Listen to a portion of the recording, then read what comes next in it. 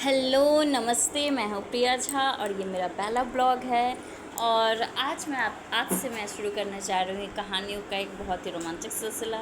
इसमें आपको बहुत अलग अलग तरह के अलग अलग लेखकों की कहानी सुनने को मिलेगी। जिसमें से मैंने पहली कहानी चुनी है वो है प्रेमचंद की। ये कहानी मैंने ऐसे ही नहीं चुनी है क्योंकि हमारे 21वीं सदी की एक बहुत बड़ी प्रॉब्लम, एक बहुत बड़ी त्रासदी जो चल रही है वो है गृहस्थ परिवार। शादीशुदा शादियां चल नहीं रही हैं, विवाह में बहुत से तरह के प्रॉब्लम आ रहे हैं, एक परिवार अच्छे से जुड़ के नहीं रह पा रहा है, जिसका उपाय मुझे इस कहानी में बहुत अच्छी तरीके से मिला है। तो इसलिए मैंने सोचा मैं आप लोगों के साथ भी इसको शेयर करूँ। तो शुरू करते हैं। ये कहानी है आनंदी की। आनंदी वो टीवी सीरियल वाली कलर्स वाली आनंदी नहीं। यहाँ कहानी है आनंदी बड़े घर की बेटी, मतलब प्रेमचंद की कहानी बड़े घर की बेटी की। मुख्य पात्र आनंदी की। आनंदी एक बहुत ही अच्छे और ऊंचे परिवार से आती है जो कि आर्थिक रूप से संपन्न है। उसका विवाह एक अच्छे परिवार में होता है, किंतु वो आर्थिक रूप से थोड़ा सा कमतर रहता है। किंतु वहाँ जाकर भी वो कभी अपने मायके के धन का वहाँ पे दिखावा नहीं करती या अहंकार नहीं दिखाती, बल्कि वहाँ पे लोगों के साथ सबके साथ मिलजुल कर अच्छे से अपना गृहस्थी शुरू करती है। सभी को सम्मान करती है, अपने सारी दायित्वों को लगभग निभाती है। ऐसे ही चलते हुए एक दिन उसके मायके से आम आ जाते हैं।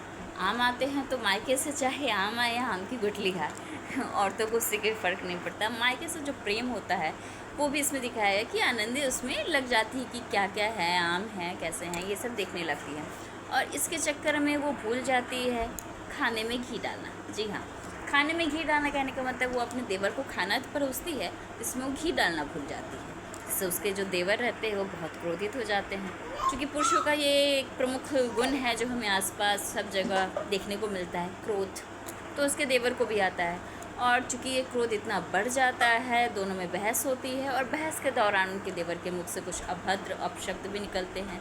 साथ ही साथ वो अपने जो जूते होते हैं वो अपनी भाभी की तरफ आनंदी पे फेंक के मारता है, जिससे आनंदी को चोट लगती है। वो चोट केवल उसके शरीर को नहीं बल्कि उसके आत्मसम्मान को भी लगता है, और वो अपना काम छोड़ के और अपने रूम में जाके बैठ जाती है। क्रोध में दिन भर खाती है, किसी से बात भी नहीं करती। शाम को जब उसके पति आते हैं तो उसको सारी बात बताती है, उसके परिवार की सारी जो भी स्थिति हुई वो उनको पता चलता है। यहाँ उसके जो पति है वो ऐसे पुरुषों में नहीं आते हैं जो हमें आजकल भी देखने को मिलता है, पहले भी होते थे। ये कॉमन है हमारे जो गृहस्थ परिवार में पुरुषों की स्थिति, वो अपने परिवार को समझते हैं कि मेरा माँ है, मेरे पिताजी हैं, मेरे भाई मेरी बहन है, तो ये अगर कुछ भी करे या कुछ भी बोले तो जो मेरी पत्नी है उसे सहन करना चाहिए, उसे बर्दाश्त कर लेना चाहिए। लेकिन यहाँ उसके पति ऐसा नहीं होते, बल्कि वो विरोध करते हैं, अपने भाई को बहुत बुरी तरीके से डांटते हैं। तो केवल डांटते ही नहीं बल्कि वो यहाँ तक बोलते हैं कि या तो वो घर छोड़ के चला जाए व वो अपनी पत्नी को लेकर ये घर छोड़ देंगे। और अंततः जब बात इतनी बिगड़ जाती है तो जो उसका देवर है उसे भी अफसोस होने लगता है कि हाँ, उसने अपनी भाभी के साथ गलत किया है, और उसे अफसोस सच्चा होता है।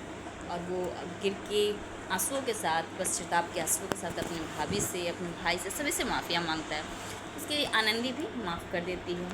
और माफ़ करने का जो इसमें महत्वपूर्ण रीज़न है वो ये नहीं है औरत की महानता, बल्कि इसमें एक महत्वपूर्ण अंग मुझे ये दिखा कि उसने ये देखा कि उसके घर में सिर्फ ऐसा नहीं है कि वो सिर्फ इसके सदस्य, बल्कि उसके सदस्य का जो सम्मान होना चाहिए, जो उसको उसके पति से जो सहयोग मिलना चाहिए उसे मिला।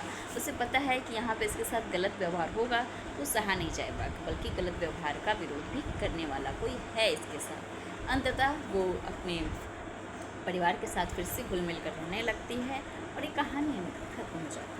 इस कहानी में मुझे सबसे अच्छा ये लगा कि यहाँ पे केवल स्त्री की महानता इस कहानी में नहीं दिखाई गई कि वह बहुत क्षमाशील है और वो बहुत महान है जो गलत चीज़ों को बर्दाश्त करती है, बल्कि यहाँ पे स्त्री में क्रोध है। जब गलत होता है तो क्रोध दिखाती है, वो विरोध कर रही है। और यहाँ पे पुरुष ऐसा नहीं है जो केवल अपने परिवार का जाप करता रहता है कि हाँ, चाहे वो गलत हो या सही हो मैं उन्हीं का साथ दूंगा, ऐसा कुछ नहीं। तो जब गलत उसकी पत्नी होगी तो गलत का वहाँ पे भी विरोध करेगा, लेकिन जब उसका अपना परिवार गलत होगा, अपने भाई बहन माता पिता गलत होंगे तो उनका भी विरोध करेगा और अपनी पत्नी का भी सम्मान करेगा। तो इस तरह से इस कहानी से हमें ये सीखने मिलता है कि तालमेल दोनों ओर से होना चाहिए। अंततः ये गृहस्थी को चलाने का एक बहुत अच्छा सबक इस कहानी में मिलता है। धन्यवाद।